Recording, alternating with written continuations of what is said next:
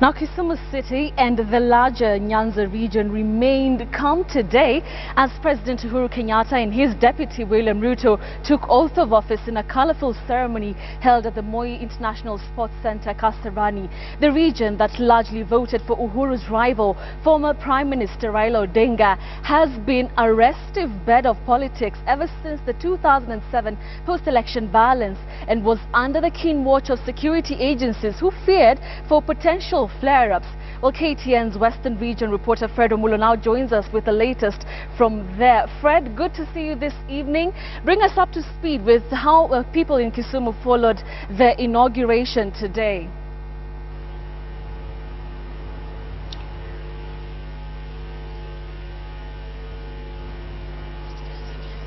Thank you very much, Betty.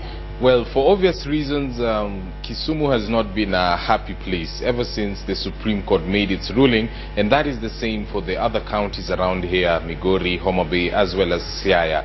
People supported Raila Odinga's candidature for the presidency under the Court Alliance ticket to a man, and the turnout here was better than ever before in any other election before.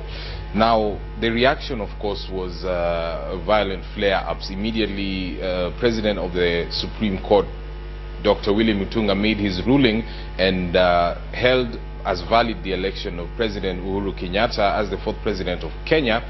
I mean, riots broke out, and in the chaos, 2 youths ended up dying, due to bullet wounds. And as a result, people here have been a little bit skeptical and, if I can say, probably grieving or mourning the loss that they had. But the swearing-in ceremony today marked a turning point. It was sort of like a tangible event that pointed out that, you know, the power has actually shifted to another domicile, and that domicile is definitely not controlled by the regional supremo, who is Raila Odinga. So that shift, that movement away from here, definitively into the hands of another group, a rival group that was very strong and powerful during the elections, it actually marked what you can call a sea change, a realization. Many people here had been hoping against hope. When the tallying was still going on during the election, they were hoping that the IEBC would call for a runoff. When that did not happen, they were hoping that the Supreme Court would come up with something.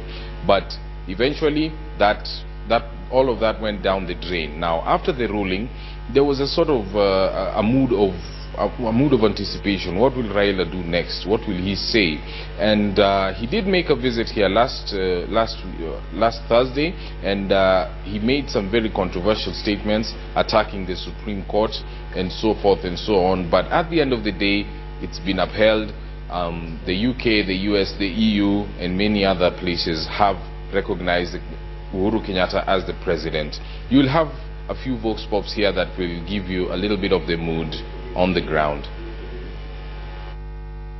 He promised us business people, jobs for youth, and at my age, I think I'm a youth.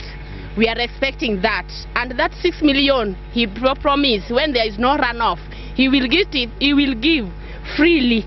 Ni ombi langu kwamba mheshimiwa anapoingia pale ndani atusaidie katika uwanja huu wa muziki, kwa sababu katika siku zilizopita muziki ni kitu ambacho akijaangaliwa sana kwa undani. We want to urge the president first of all to unite the country despite of the regions and religion. All inclusive. That is not to forget this region, because maybe they didn't get more votes as many other areas. Nimefurahia Uhuru akichukua hii uongozi, si kama wa Kisumu. Ndio tulikasirika kidogo, lakini tumemwachilia aendelee, afanye kazi pamoja, aunganishe watu, iwe Kenya moja. Many thanks, Fred Omulo, for that.